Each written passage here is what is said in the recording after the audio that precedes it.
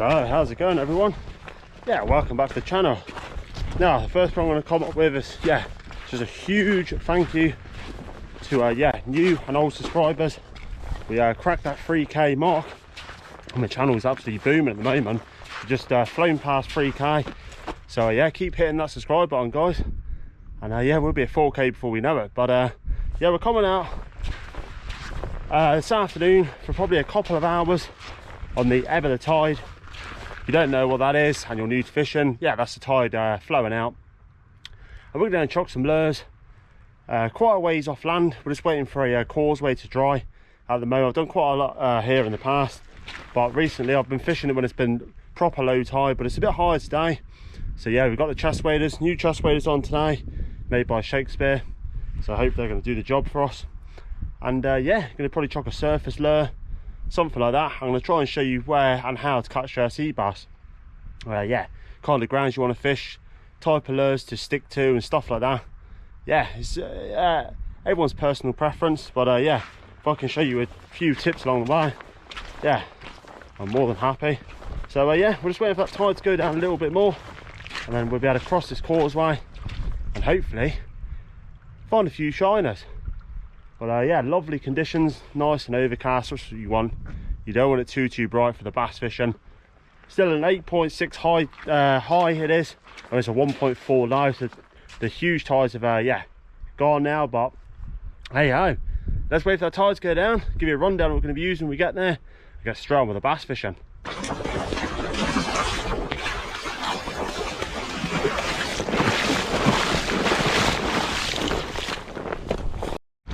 Now we're just waiting for this causeway here to dry or get a little bit shallow so we can cross, because yeah, you don't want to end up falling over in the waders in this tide. That tide is absolutely pushing out really fast.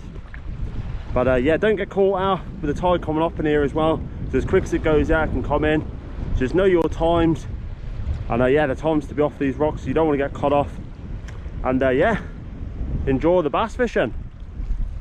So we're just crossing that causeway now. We're more or less all the way across.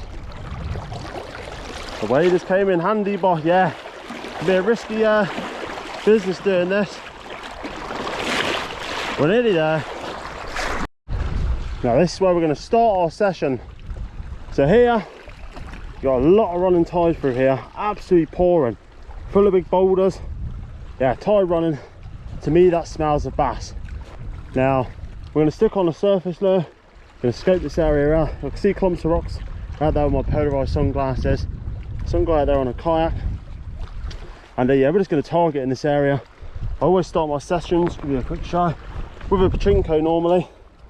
That's each their own, but I just like to scope the ground out with a surface lure, see if we get any takes and get untangled.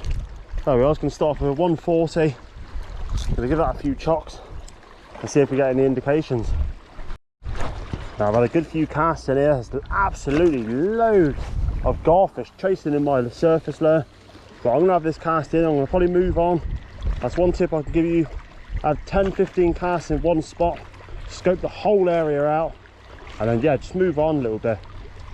Bass just might not be in this area. 9 times out of 10 within 10 casts, if you haven't hooked up to a bass. Oh, is that a fish beyond the lure then? Had a little splash then. I can see the garfish. I might have one more.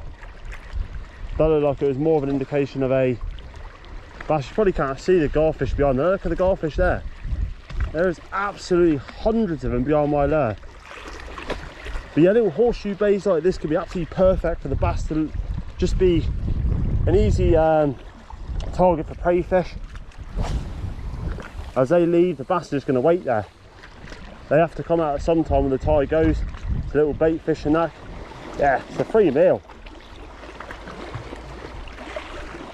Oh, I love these overcast conditions, I really do.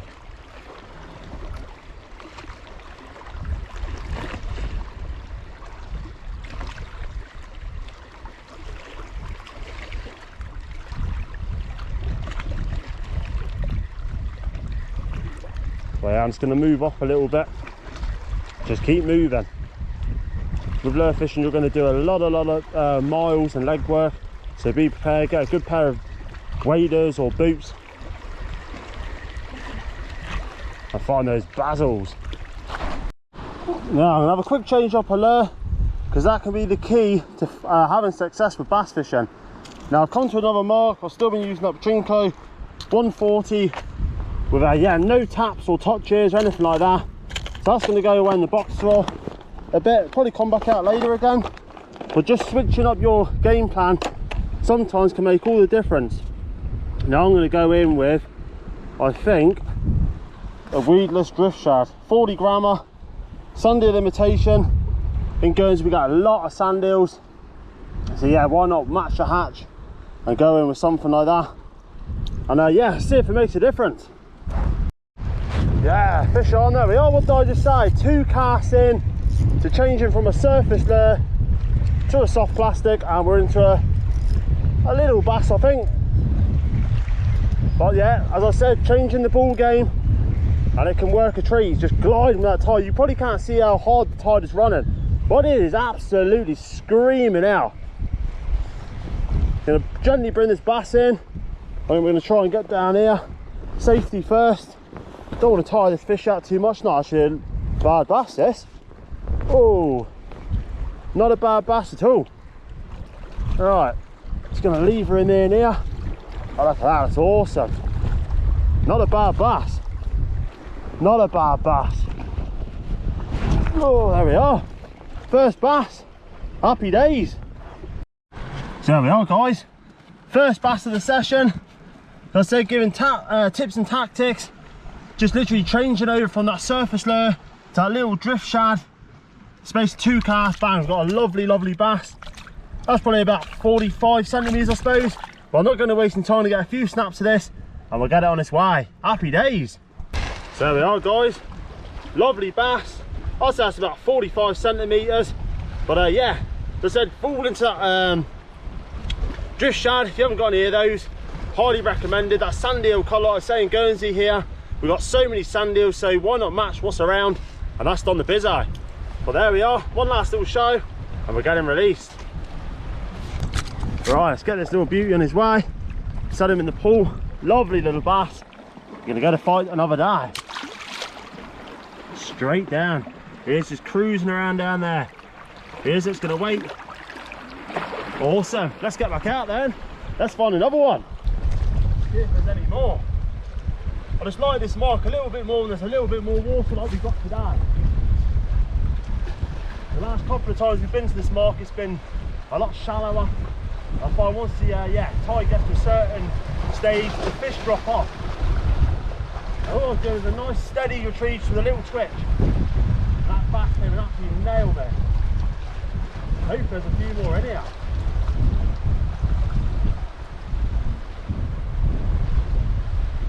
My colours on lures, white or green. Yeah, normally my go-to lure every time. The soft plastics.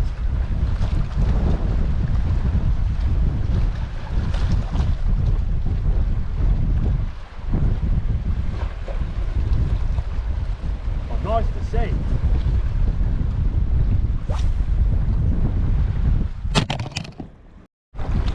And it's covering all the water I possibly can here. It literally is probably about 6 or 7 meters of weed and boulders, and it drops off and just to plain good old sand. And those basses probably just sat there waiting for anything to come over the top of them, and bang, they're nailing it.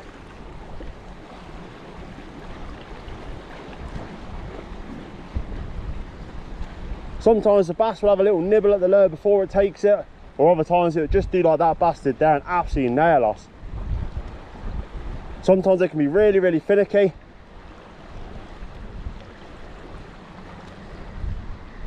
But hopefully there'll be a few more to come. So again, I'm just going to have a little change of lure. I'm going to change from green to a little Savage Gear V2, 15 gram. Again, another little tips, changing colour. It might sound silly, but you'll be amazed how many times I've changed from a green lure to a white, and straight away we come into fish. Don't be afraid to change your lure. If you're not hooking up on one, definitely change over. So we're just having a little break from the fishing side of things, and yeah, just like to say another little tip I could give you is write down everything. Keep a little diary of yeah, what tides you've been fishing, what way the wind's been blowing, the size of the tide, and yeah, what state of tide you caught that bass on, or how many bass, because it can definitely help you in the long run.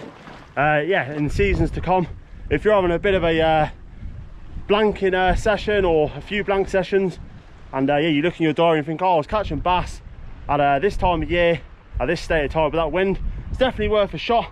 I've been keeping a yeah, tally of what I've been doing for the last year or so, and it's definitely increased my catch rate, that's for sure. So yeah, just thought I'd put that in there. We're just working our way to another little mark now. Yeah, I've had bass at this other mark where we're going. But I say I definitely think that higher tides definitely increased our chances. I've been here 3 or 4 times previous, and yeah, caught nothing with a smaller tide and less water. So yeah, hopefully we can find 1 or 2 more. That's the plan. Be nice to get one for the table, but yeah, just catching is nice. Right, now that lucky last famous cast before I head home. That tide seems to have slackened off a little bit. It was running for quite hard before, it's still running, but definitely not like it was before. Got so many garfish. Every single cast with the surface there's just literally loads and loads of garfish just jumping out the water behind her. Absolutely stunning to see. So it might be worth doing a float session, load the freezer up for the conger sessions in the winter. Right, we've had that 1 bass, we can't grumble. So that's going to bring another session to an end today. Yeah, hopefully it's giving you a bit of inspiration if yeah, you're struggling to find any bass, or yeah, you're new to bass fishing. So it's not the best session in the world finding that 1 bass, but it's better than nothing, because it's been very slow over here in Guernsey, especially in the daytime. Yeah, the last 2 sessions been lucky enough to find a couple of bass, but yeah, that's just the tip of the iceberg. There's going to be a lot of bass fishing to come up in the next 3-4 months over autumn and winter. That's when the bass fishing really kicks off over here in Guernsey. So yeah, we've got the bigger fish coming in, so make sure you subscribe so you don't miss any future videos. Make sure you hit that like button, it really helps my channel get out there to new people. Yeah, and make sure the notification bell's turned on. So yeah, hopefully you enjoyed this. As I say, yeah, it's been nice to get out again and find a fish. Yeah, I'm going to make the long walk back to the car, and yeah, keep casting and catching, guys. Been CI Fishing Guernsey. Till next time.